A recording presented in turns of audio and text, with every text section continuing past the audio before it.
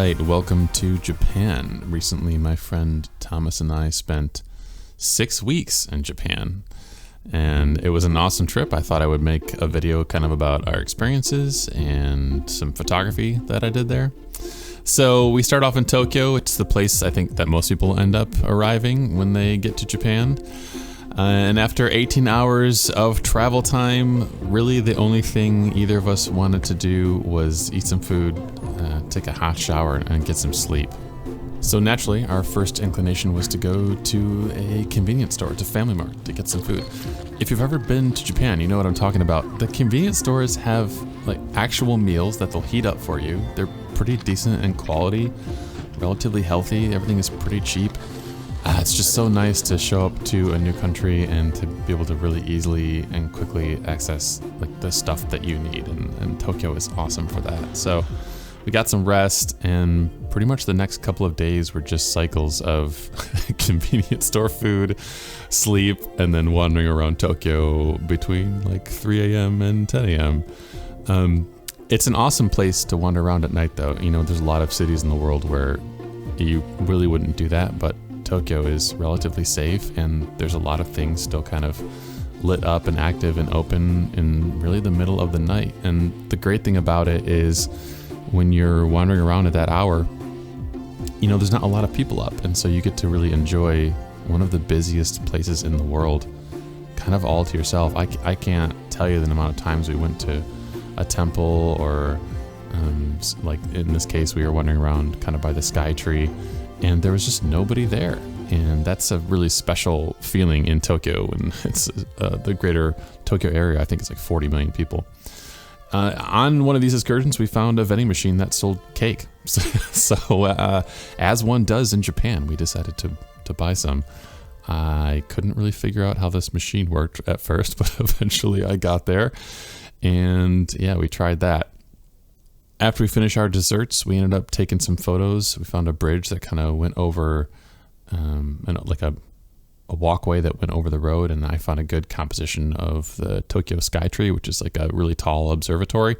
And I don't know, I got like an okay photo of that. Not a ton of amazing photos in the first couple days of Tokyo, still kind of waking up and figuring out what was going on. But one of my favorite things to do while traveling is just walking and enjoying the scenery and the sights. And it doesn't even have to be touristy stuff. Just any neighborhood is interesting to me when it's a new place or a new country. So Thomas and I had a really enjoyable time just wandering around quiet neighborhoods, drinking hot milk tea out of vending machines, and generally just laughing and having a good time. Bam. Dueling phones. Yes. How'd this go? I think it went excellent. Yeah? Yeah. We got some cake in a can, walked by the water. Yours wasn't cake. Mine was cake adjacent. Yeah. And John's cake was very, what was it? Was it dry? Bad, I think is the word you're looking for. Yeah. I'm not very good with adjectives, but the river's nice. Yeah, very pretty. Nice. Been out here since dark. Creatures of the night. Yeah. Creeping out locals a little bit. Right. Another thing worth mentioning is pretty much all of the footage you're going to see in this video was taken with my Pixel 7 and Thomas's Samsung Galaxy, I think S22 Ultra.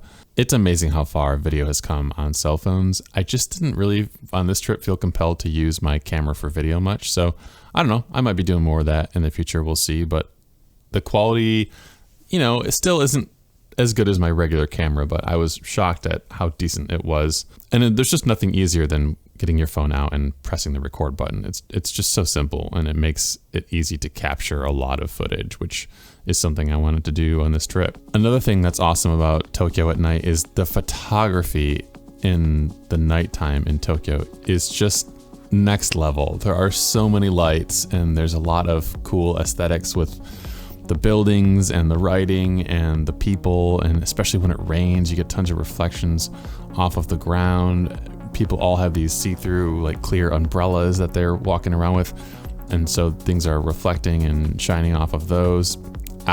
You can't beat night photography in Tokyo. So I went down to Shinjuku one evening Unfortunately for me, I'm not big into usually the really busy areas and like party areas where a lot of that photography is. So I think I only went down to Shinjuku and Shibuya maybe once or twice.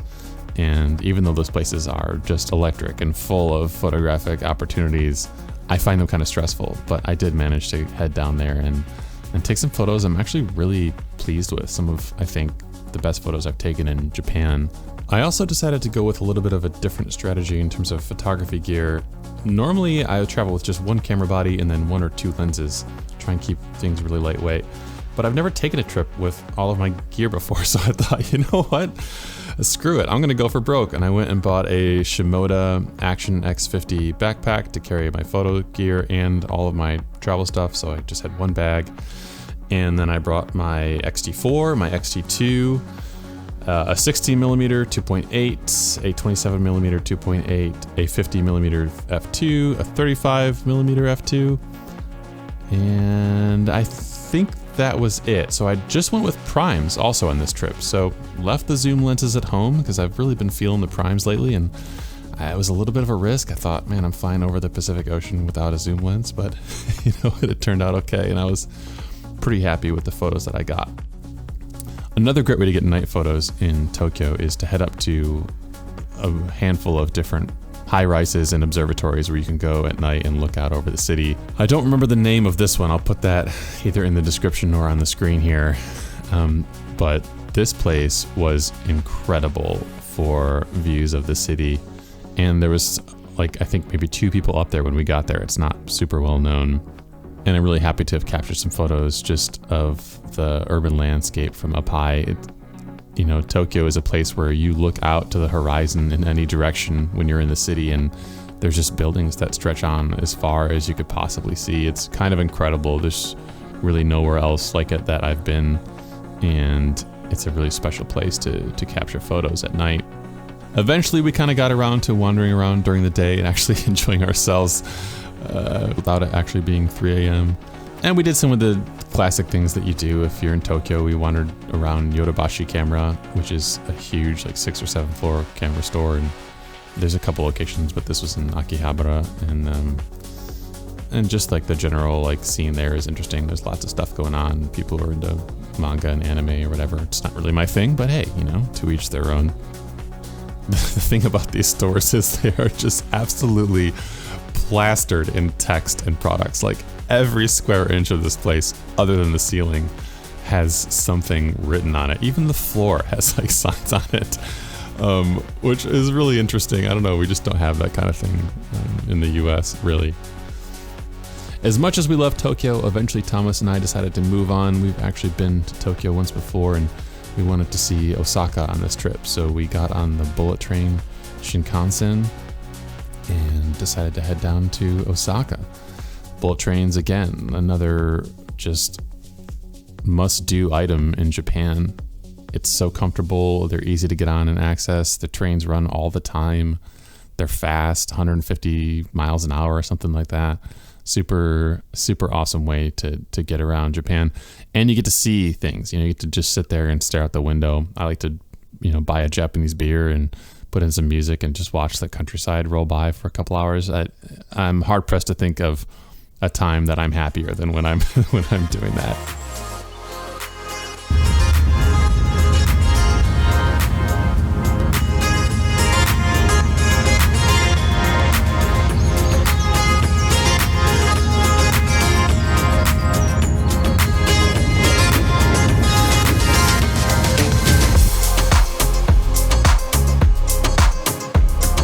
Just arrived at Airbnb.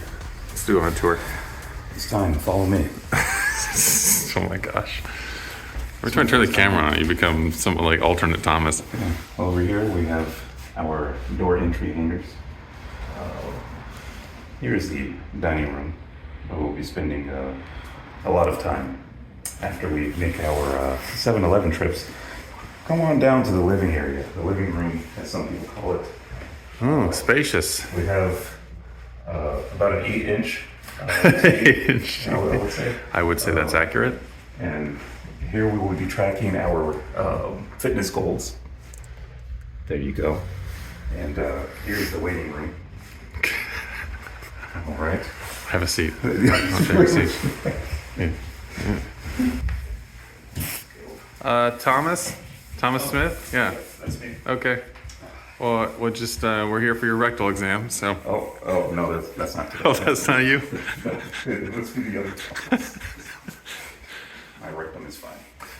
Last night. And maybe this is going to be my bedroom. Already calling it. It's going to be the bathroom. But you're sleeping in here if it is. It is. All right, Thomas is going to sleep. I'm probably sorry. I can fit it here. Yeah. This is actually really nice. That's sizable shower. This is really nice. Yeah, we'll get some cushions in there for you. Some cushions. All right, after we arrived in Osaka and kind of got settled in there, we decided to go and take a tour of Dotonbori, which is like the big touristy spot in Osaka, the place that everyone seems to go for whatever reason. So we got on the subway and headed down there to go and see what was going on. If I'm honest, I feel pretty indifferent to this area, as I do with most touristy spots around the world. It was interesting. I'm glad we went and checked it out, and I got some photos that I kind of like. There's like a ton of lights, and it's crowded with a ton of people. But as we were wandering around, I think Thomas and I both kind of wondered a bit of why is this a thing, other than the fact that there's a lot of restaurants and shopping and stuff. I don't know. There's nothing really about it that was particularly captivating. So after I got a couple photographs of a few of the buildings and the surroundings and stuff, and we took a little video of the super bright signs and walked along the river a little bit, that was kind of it. I don't feel like the two of us really were feeling like we needed to spend a lot more time down there or to go again or anything. So that was our only visit to that location in Osaka. I think after that we were both feeling a little bit unsure about Osaka.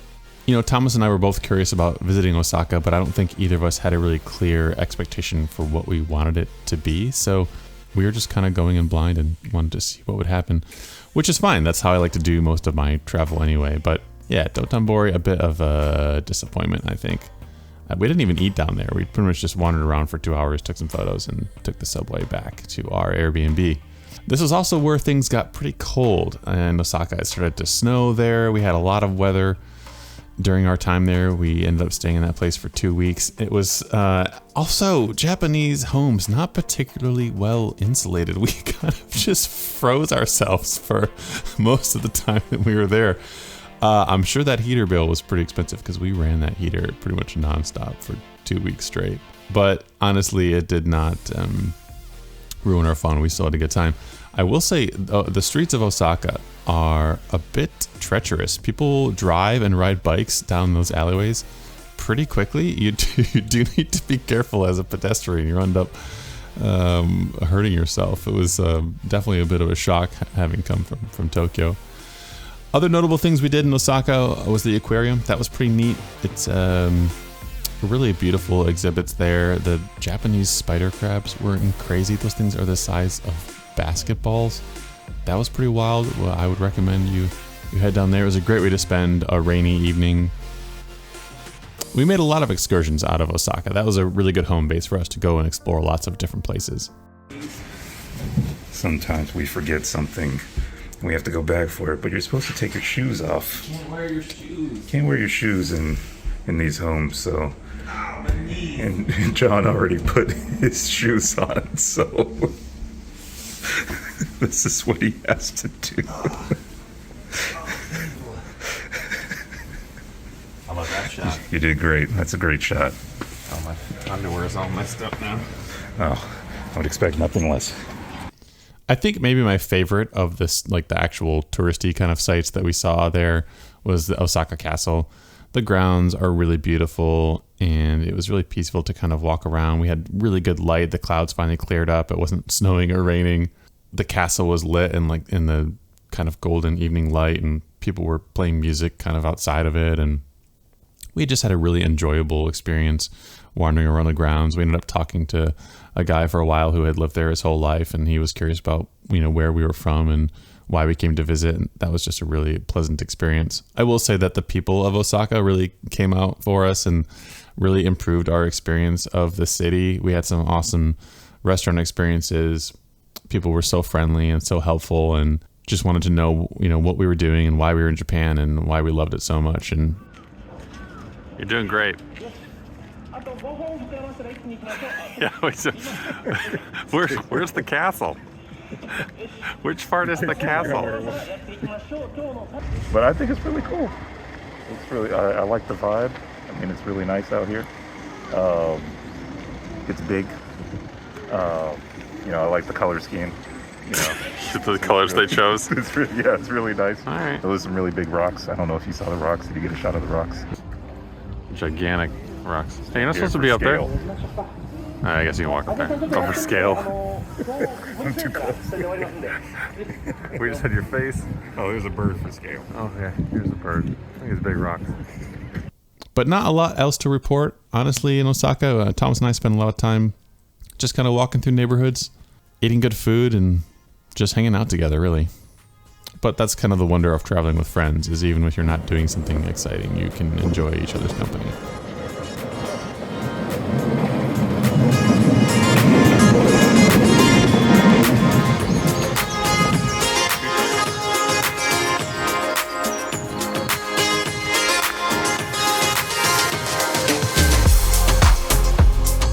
So let's talk about parks in Japan. I don't really know where to start with this particular section of the video, except to say that Japan knows how to build, make, and maintain public parks and public spaces in a way that is distinctly lacking in the United States, where I'm from. There is no shortage of beautiful, quiet, safe, enjoyable places to wander around in the country cities. We went to parks in Tokyo, parks in Osaka, parks in Kyoto, in Kanazawa, and it seems like everywhere that we went was just, I don't know, these places are generally fairly well kept and in some cases just immaculate. They're either free or very low cost. A lot of times there's temples in or around the grounds. I just find them incredibly aesthetically pleasing environments. They're great places to just, crack a beer and read a book. I love the parks in Japan, and I think that will always be one of my favorite things to do there. But part of the experience of being in a park there is the regret and remorse, or the frustration of not having something similar back where I'm from. Can you maybe explain to me why Japanese parks are so much better than our parks? Oh, it all began with the War of 1812.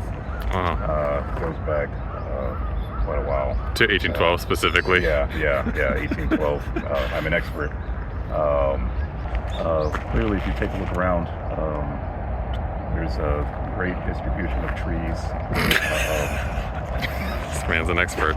Yeah, I'm an expert. I've been here for a week already. And, at the end of every night, I dive into park history. So take my word for it. Trust me, bro. Walk with me over here. I'd like to tell you about the trees. Please. Have here. Oh yeah, what kind of tree is this? This is a spruce greenwood. It's very serious. So these were actually created in a laboratory, back in the War of 1812. And you see, there's the nutrients come from corpses. The ground. Yeah. No, but not just any ground. It's fertilized with human carcasses. That's what makes this one very special. It doesn't need any water. It just any specific kind of victim, or just general whoever. The guilty, mostly.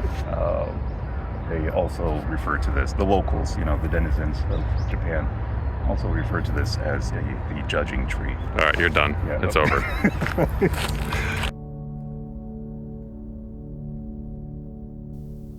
We went in the winter, so some of these places were, a little bit lacking in vegetation, but I don't know, it still didn't take away from the experience of enjoying ourselves.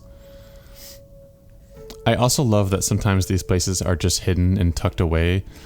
I was wandering through Tokyo one night and I just came upon this little park that was this beautiful pond with stone bridges that cross the different parts of the water. People were sitting there reading, and it was just this beautiful, tiny little area tucked away in the middle of this bustling, dense metropolis that is Tokyo. And there are so many of those kinds of just still, peaceful places inside of that city. I just find it so incredible and so endearing to stumble upon a space like that in a city that is otherwise so urban and so full of concrete. One place that is like a must visit is the park in Nara, where there are hundreds, if not thousands, of wild deer just living in the park. And you can go and buy these deer crackers from vendors and feed them, which was hilarious and entertaining and adorable and just a lot of fun. We had a really good time. I think we spent 3 or 4 hours in this park, wandering around, looking at the deer, feeding them, buying crackers, laughing at basically everything that unfolded. Some of them are very friendly and very sweet, and you can feed them and they'll be very patient. And some of them are not very friendly, sweet, or patient, and they will bite your clothes and headbutt you and try and get your crackers. So it was extremely entertaining. If you get to Japan and you get to the area around Osaka, go to Nara and go and visit the deer, because I think it's one of my favorite experiences from my 2 trips that I've taken to Japan so far. The black. What did you get? I got cream soda. Cream soda. Hi. There's also sports up. Just in case you want to get your sports up. Yeah. Well, if you're feeling sports down, You got to keep them up. You can never have your sports down. give back sports down. Maybe I should get this one. It's fitting. I don't get it. Maybe there's one for you. Not in this There's machine. no white soda in here. They keep them separate. It's a clear segregation. Yeah, where's the big white soda? My favorite in here. Oh no, that's not an amino supply. That's W vitamin. Oh, this is off-brand of off-brand. Mazui. John's trying a new ice cream. They put like Pop Rocks in this ice cream. Zaku Pop. Oh, that explains it. It's like cookies and cream, but the chips are like chocolate Pop Rocks. It's super weird. You think you'll finish?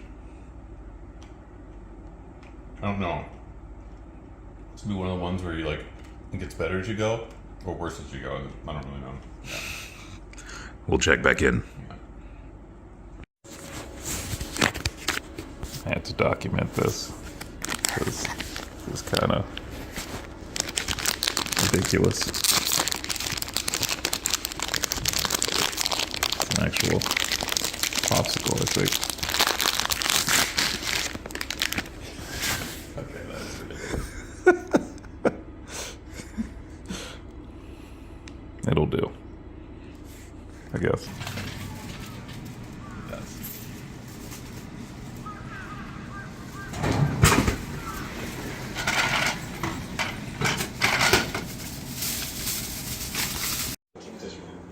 And now it's time. Oh yeah, should I pause it? From 0. Double grapefruit.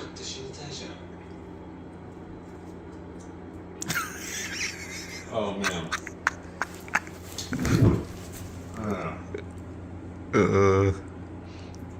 Wow, it's heavy on the grapefruit. It's double grapefruit. I know, but gosh, I just got a regular beer.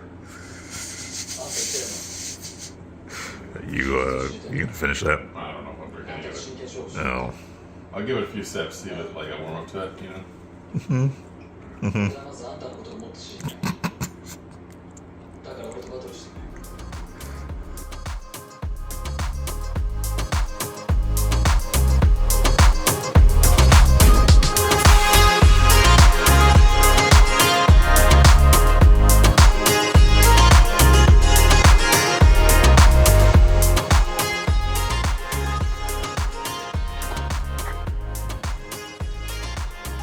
I don't know where we are.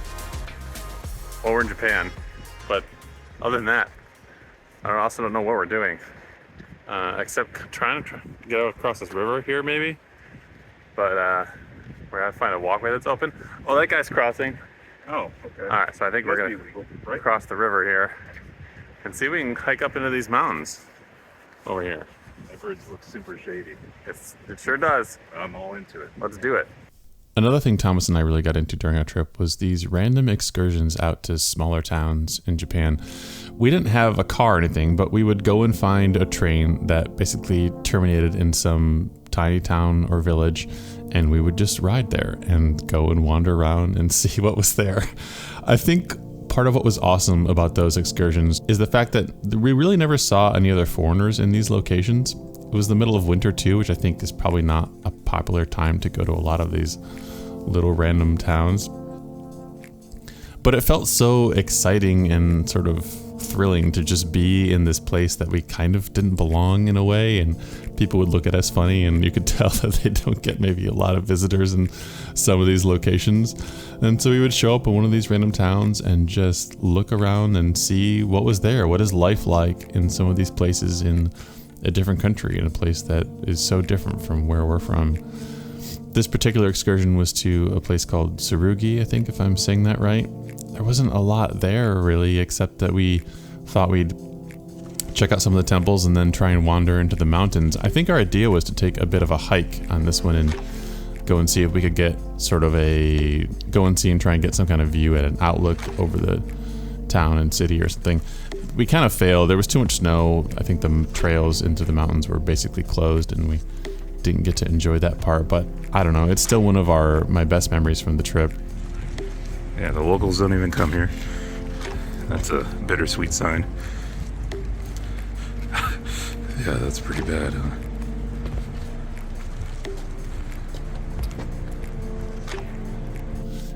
We rode this rickety train that was bouncing all over the place to get out there. The ticket system was not electronic, so you get like this piece of paper, and we didn't know what to do with the piece of paper, and we were watching other people get off and couldn't really figure out what they were doing with the piece of paper. It was a lot of fun. I highly encourage you, if you make it over to the country, to enjoy the transportation options that are available to you and just get on a train that is not familiar. Don't try and go anywhere specific. Just ride it until it basically stops, and get off and wander around and see what you see. It's just a great way to experience a new place. Getting lost while you travel, I think, is one of the most brilliant experiences that you can have in another place. It's also fun to go on these excursions because you discover things that you never would have looked at on a map and decided to go and visit. In this particular instance, we were just walking through this little village, and we looked left and saw an entryway into this kind of mountain area, and there was a temple in there and really pretty bamboo forest with not a single person there. It was cold, but it was interesting. So we wandered through this forest and made our way up to the top where there were some ruins from an old castle that was gone, and we got to enjoy that whole experience basically to ourselves. Not a single person was there. And when you get off the beaten path, you get to have a lot of those kinds of experiences. And so I'd highly encourage you to try that out in any country that you go to. Obviously, you have to pay attention to safety. You know, it's not a familiar area, so you got to kind of be a little careful. But in Japan, you're pretty much good to go most places. I think that's one thing that's awesome about traveling now in this time in human history is I can basically intentionally go and get lost places, and I always have my cell phone to basically find my way back home. And so I'll do that all the time, is just turn the phone off and go and wander until I don't know where I am anymore. And I always find something interesting to look at or to see that I never would have come across otherwise. And you have this wonderful safety net that will just take you back to someplace familiar. And so Thomas and I did that quite a bit in our time in Japan. Finally, we went to Kanazawa towards the end of our trip and wandered through kind of this old town area, and there was this piano playing, and Thomas decided to start dancing for whatever reason. And I love, as I turn around to film him, these two girls poke out from around the corner, and they kind of see what's going on and then decide to just go back the way that they came. They're not interested in whatever's happening over here, which I thought was pretty funny. All right, that basically concludes our little adventure through Japan. Thanks for watching. I'll send you off with something interesting about Japan, and that is that they play songs all the time, everywhere that you go. So enjoy some of those. Take it easy. We'll see you in the next video.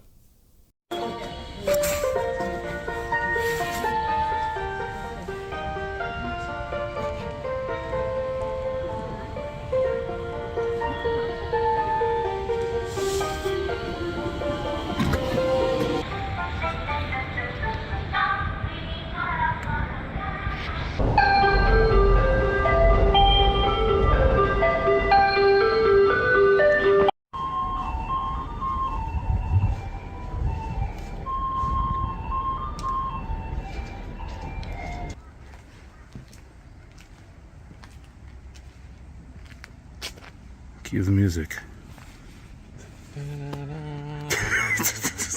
Not that music.